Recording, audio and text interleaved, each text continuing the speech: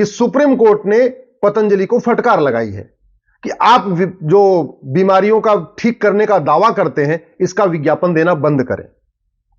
Supreme court ने क्यों कहा यह बात? क्योंकि 1954 का जो ड्रग एंड मैजिक एक्ट है, जिसको नेहरू जी ने बनाया था, वो कहता है कि भाई इन 54 बीमारियों का आप ठीक करने का दावा नहीं कर सकते। नेहरू जी ने वो कानून क्यों बनाया? क्योंकि 1940 में अंग्रेजों ने कानून बनाया था ड्रग एंड मैजिक एक्ट, और अंग्रेज चाहते थे कि केवल एलोपैथी का प्रचार प्रसार हो, आयुर्वेद, योग, प्राणायाम, नेचुरोपैथी जो भारतीय चिकित्सा है वो नीचे दबी रहे, केवल जो विदेशी चिकित्सा है एलोपैथी वो ऊपर बढ़ती रहे। इसके लिए उन्होंने 1940 में कानून बनाया था। उसी को कॉपी पेस्ट किया नेहरू जी ने 1954 में, जिसको कहते हैं ड्रग एंड मैजिक एक्ट।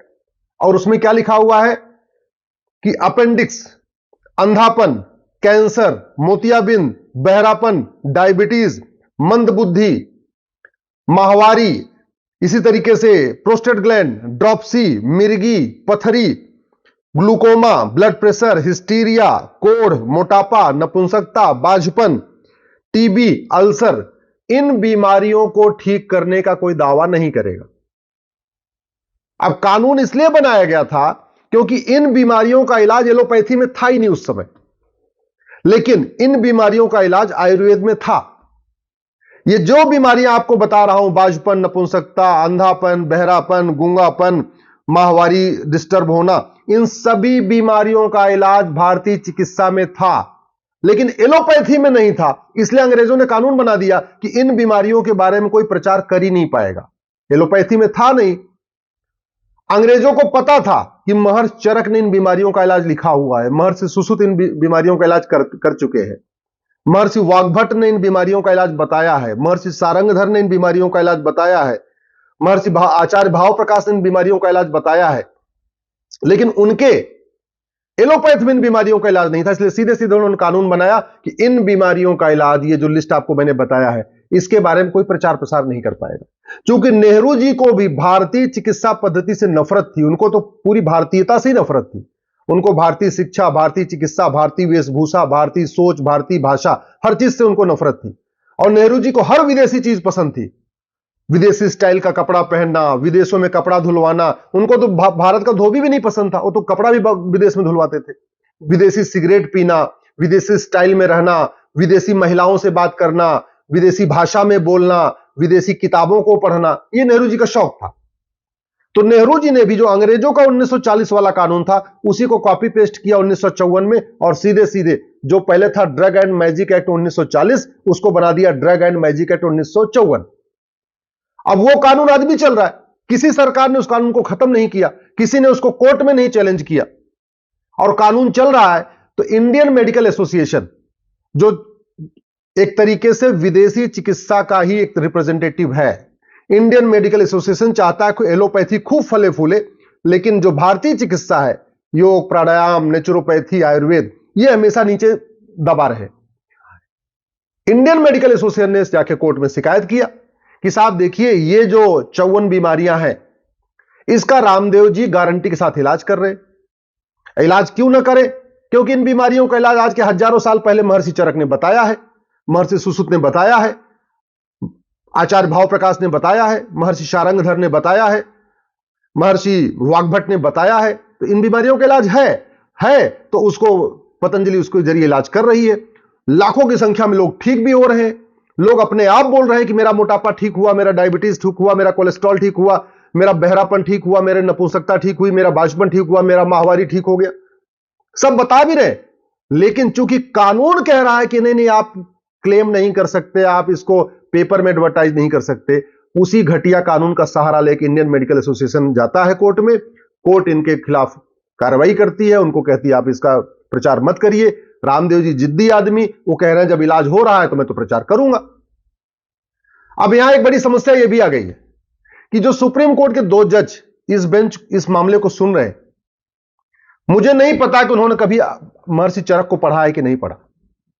अगर सुप्रीम कोर्ट के जज चरक संहिता पढ़ ले, वाग्भट संहिता पढ़ ले, महर्षि भाव प्रकाश को पढ़ ले, महर्षि सुश्रुत को पढ़ ले, महर्षि पतंजलि को पढ़ ले, तो वो खुद भी कहेंगे कि भाई इन बीमारियों के इलाज तो लिखा हुआ है, तो फिर तो ये कानूनी घटिया है।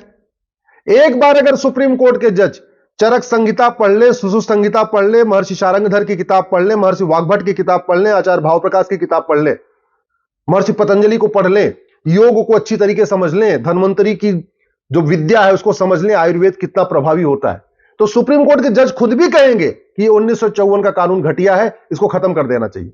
लेकिन चूंकि सुप्रीम कोर्ट के जजों ने हमारे ऋषियों मनीषियों को पढ़ा नहीं, महर्षियों को पढ़ा नहीं है, तो उनको लगता है आईएमए जो कह रहा है वही ठीक है, और वैसे सुप्रीम कोर्ट का कानून केवल कानून का इंटरप्रिटेशन करना है और कानून महाघटिया है, तो रामदेव जी को फटकार पड़ रही है।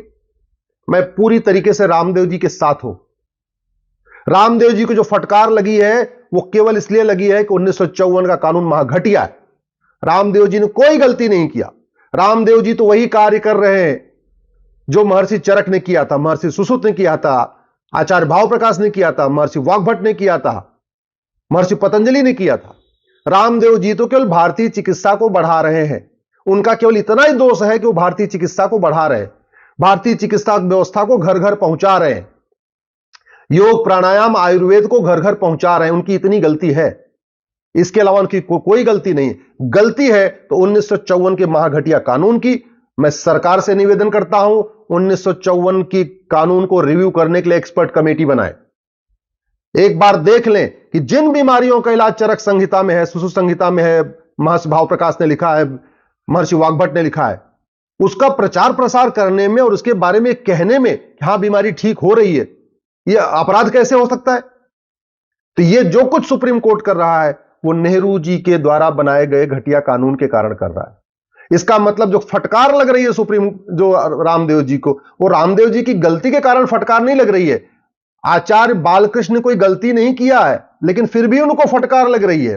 पतंजलि ने कोई गलत काम नहीं किया फिर भी उनको फटकार लग रही है। उसका दो कारण है, कानून घटिया है और सुप्रीम कोर्ट के जजों को चरक संहिता नहीं आती, उन्होंने भावप्रकाश संहिता नहीं पढ़ा है, उन्होंने वाग्भट संहिता नहीं पढ़ा है, उन्होंने माधवकर साहब की महर्षि माधवकर को नहीं पढ़ा है, उन्होंने भारतीय चिकित्सा कितनी गहरी है कितनी गूढ़ है उसको समझा नहीं है।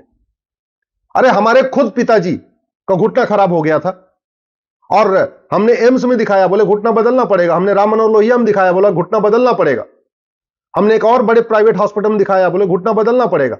मैं अपने पिताजी को ले गया, पतंजलि ले गया, 10 दिन के अंदर घुटना फिट हो गया, घुटना भी सही हो गया, कमर भी ठीक हो गया, उनके बैकबोन में पेन थी वो भी सब सही हो गया। जहां एलोपैथी में कह रहे थे कि नहीं केवल ट्रांसप्लांट करना पड़ेगा, दूसरा कोई इलाज नहीं है, 10 दिन के अंदर पतंजलि हमारे पिताजी ठीक होकर आ गए, आराम से घूम रहे। ऐसे कितने केसेस हैं, मैंने खुद अपनी आंखों से देखा है। पतंजलि में कैंसर का इलाज होते हुए, बाजपन का इलाज होते हुए, लोग आके बताते हैं कि उनका बाजपन ठीक हो गया, नपुंसकता उनकी ठीक हो गई।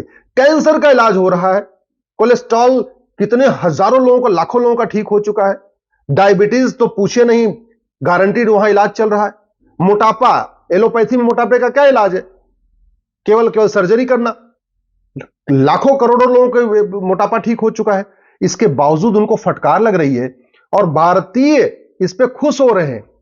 किस बात पे खुश हो रहे हैं? कि चलो यार, एक जो आदमी भारत की चिकित्सा व्यवस्था को बढ़ा रहा था, योग प्राणायाम को बढ़ा रहा था, उसको फटकार लग गई, इसी बात से खुश है।